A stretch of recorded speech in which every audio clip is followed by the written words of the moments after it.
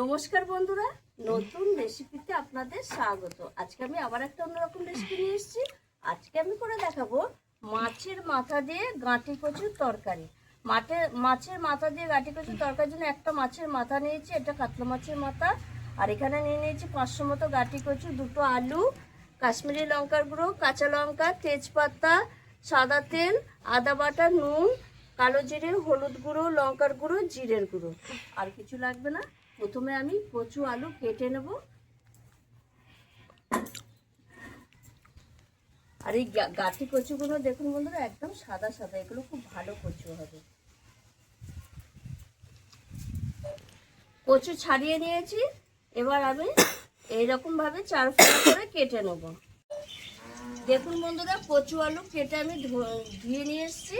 আর উনুন ধরিয়ে কড়াই বসিয়ে দিয়েছি। কড়াই দিয়েছি সাদা তেল, প্রচণ্ড হাওয়া বইছে, যার জন্য খুব প্রচণ্ড ধোঁয়া হচ্ছে, আপনারা কিছু মনে করবেন না। এবার আমি এই মাছের মাথাটার মধ্যে একটু নুন হলুদ মাখিয়ে নেব, দিয়ে ভেজে নেব। প্রচণ্ড হাওয়া দিচ্ছে, দেখেই বুঝতে পারবেন। এবার আমি মাছের মাথাটা ভেজে নেব। মাছের মাথা ভাজা হয়ে গেছে, তুলে নিচ্ছি। এইবার আমি ফোড়নে দিয়ে দেবো তেজপাতা। এই রান্নাটা আমি সাদা তেলে করছি, আপনারা ইচ্ছে করে সর্ষের তেলেও করতে পারেন। কালো জিরে, চেরা কাঁচা লঙ্কা 2-3টে মতো দিয়ে দিয়েছি। এবার আমি দিয়ে দেবো কচু আলু, দিয়ে দেবো স্বাদ মতো লবণ, হলুদ গুঁড়ো দিয়ে কচু আলুটাকে ভালো করে ভেজে নেব। কচু আলু ভালো করে ভাজা হয়ে গেছে, লাল লাল করে।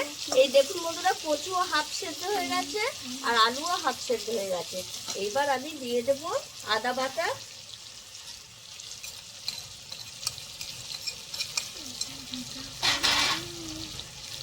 জিরে গুঁড়ো, অল্প করে দেবো জিরে গুঁড়োটা। যেহেতু কাঁচা লঙ্কা দিয়েছি তাই লঙ্কা গুঁড়ো দেবো। যেহেতু কচু, এর জন্য একটু ঝাল ঝালের জন্য লঙ্কা গুঁড়োটা দিলাম। আর একটু কালারের জন্য আমি দিয়ে দেবো এখানে কাশ্মীরি লঙ্কার গুঁড়ো।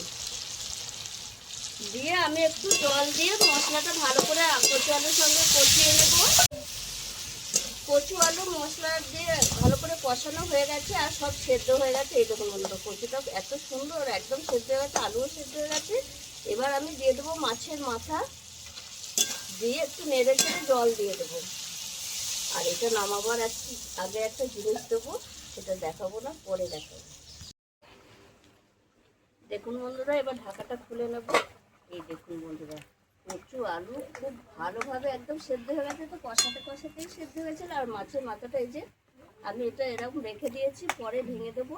যদি খাওয়ার মনে হয়, কেউ যদি মনে করে গোটা খাবো, খেতে পারে। আর যেটা বলেছিলাম যে লাস্টে দেখাবো নামাবার আগে, এটা হচ্ছে আমার ঘরের তৈরি আম কাসুন্দি। একটু দিয়ে দেবো, তাহলে একটু টকটকও লাগবে আর ফ্লেভারটাও খুব ভালো আসবে। বেশি দেবো না, 1 চামচের মতো দিয়ে দেবো। দিয়ে এই যে একটু ঘেটে এরকম নামিয়ে দেবো।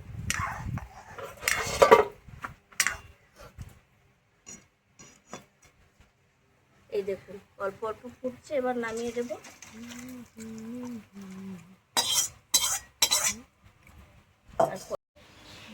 আপনারাও এইভাবে একবার কচু ও গাঁটি কচু আলু তরকারি খাবেন, মাছের মাথা দিয়ে অসাধারণ লাগবে। আর ঝোলের ফিটনেসটা দেখুন বন্ধুরা, খুব একটা পাতলাও হয়নি, খুব আবার মানে গাঢ়ও হয়নি, একটু মিডিয়াম সাইজে আছে।